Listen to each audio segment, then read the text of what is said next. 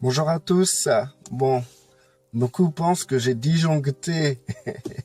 Non, j'ai pas disjoncté, je suis toujours le même, il n'y a aucun souci. C'est que je pense que parce que j'ai dit quelque chose qui vous a choqué, peut-être vous avez jamais réfléchi à ça. Moi, j'ai réfléchi à tout ce que je dis depuis des années.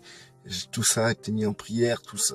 J'ai énormément médité sur tout ce que je dis.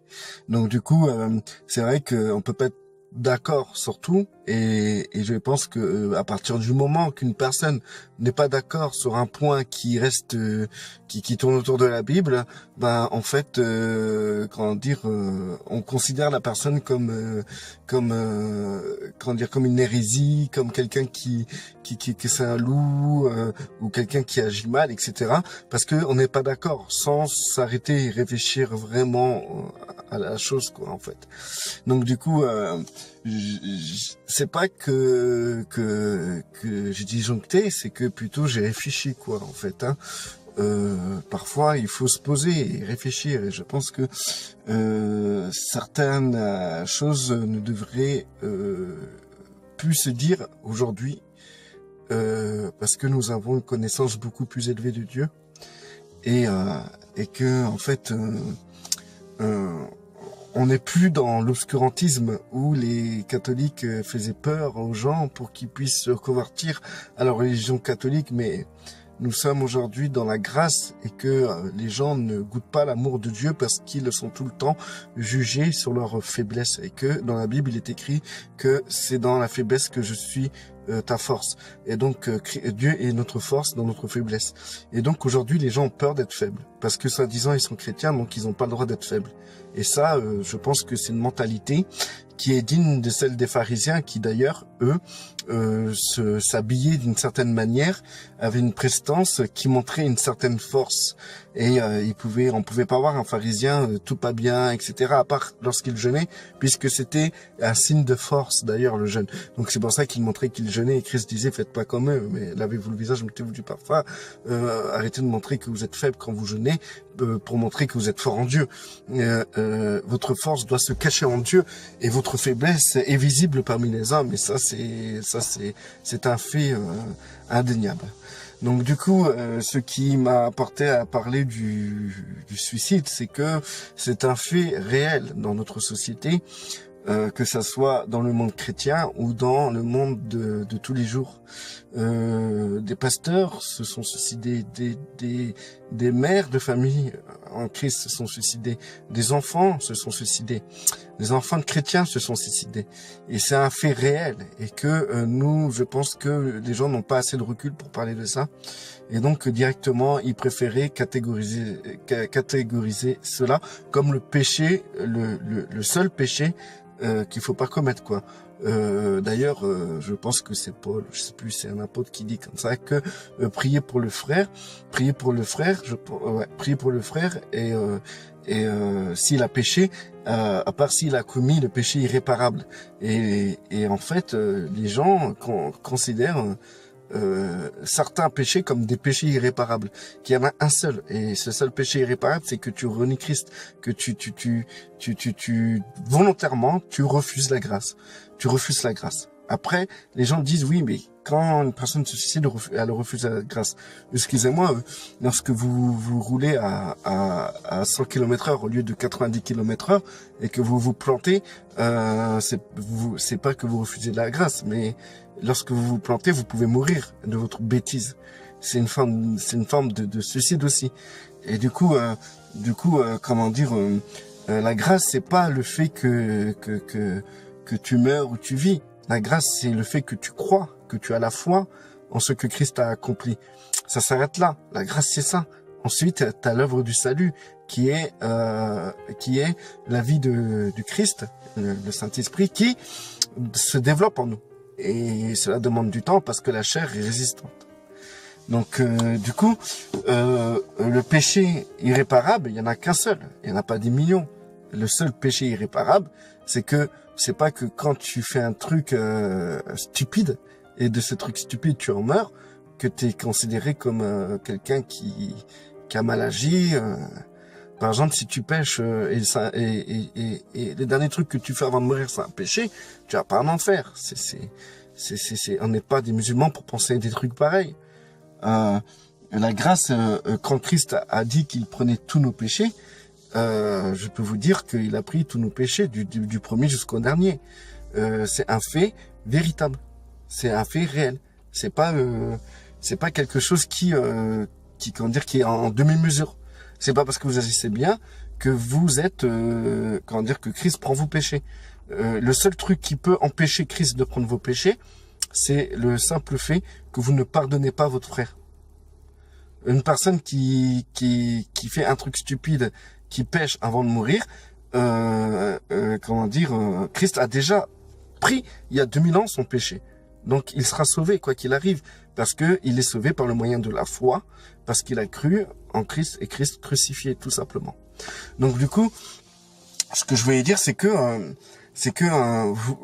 aujourd'hui on est trop absorbé par le péché, oui, en sachant que Christ nous a libérés de ça. Et quand je parle de libérer de ça, ça veut pas dire que vous n'êtes pas sans péché. Comme certains m'ont commenté, des commentaires stupides, hein. Moi je dis c'est stupide. Comme vous dites que moi ce que je dis c'est stupide, moi vos commentaires ils sont encore plus stupides de ce que je vous dis, parce que moi il y a encore des choses sensées, c'est que je réfléchis. Donc du coup, ce que je voulais dire, c'est que le fait de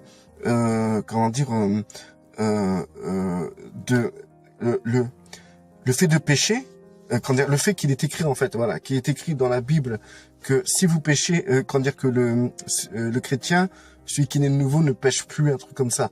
Voilà. Quelqu'un m'a sorti ça. L'enfant de Dieu ne pêche plus. Je pense que le gars, il est stupide. Excusez-moi de dire ça, mais bon, pourquoi j'en suis arrivé à dire stupide? C'est pour la simple raison que il a qu'à regarder comment il vit. Je sais pas moi.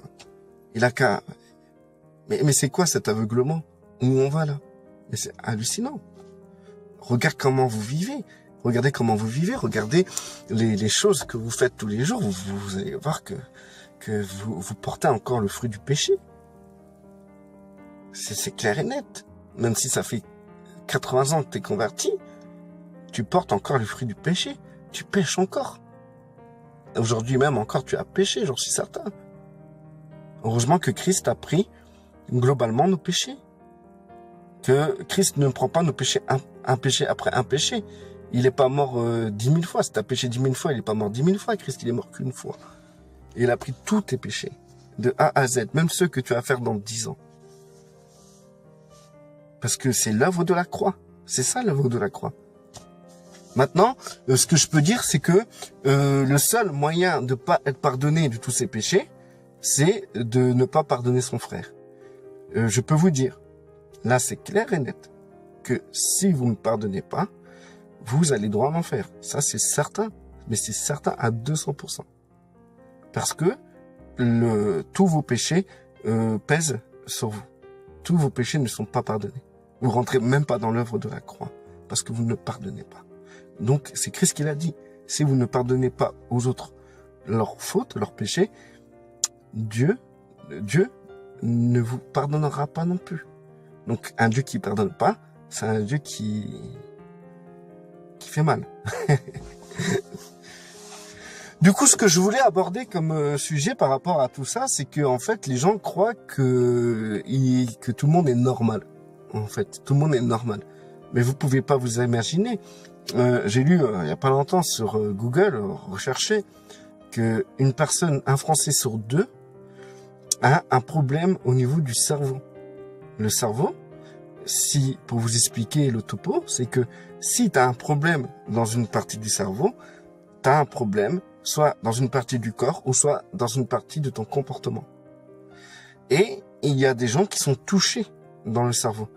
Le cerveau est tout un système qui te permet de te sentir bien, qui te permet de jouir du monde physique et de pouvoir vivre intelligemment, émotionnellement et tout en ayant une volonté d'agir librement dans le monde physique. Maintenant, si une de ces parties est détériorée, vous pouvez pas profiter pleinement de ces capacités.